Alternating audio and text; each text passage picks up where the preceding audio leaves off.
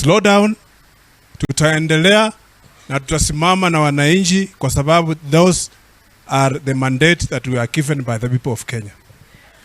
Lazima tuendelee. Na ngapi wanasema lazima tuendelee?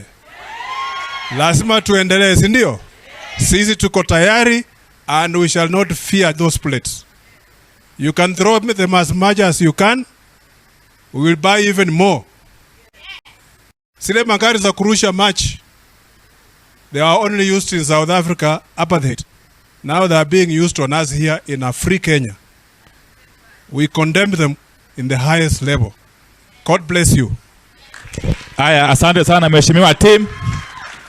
Tuko na apology ya mheshimiwa Ladwa bado wako mafichoni despite him having anticipatory bail.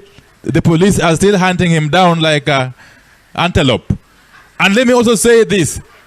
The reason why we are here today is because the police intimidated the Catholic Church, who had allowed us to use their ground at the Paul Center.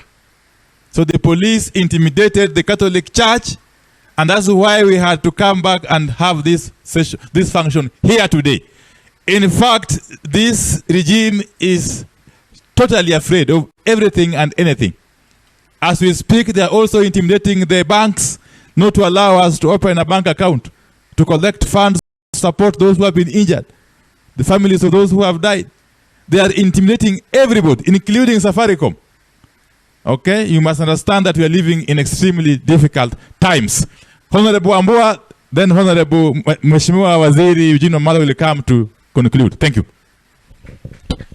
Beleni na endelea, nina zidi kutembe.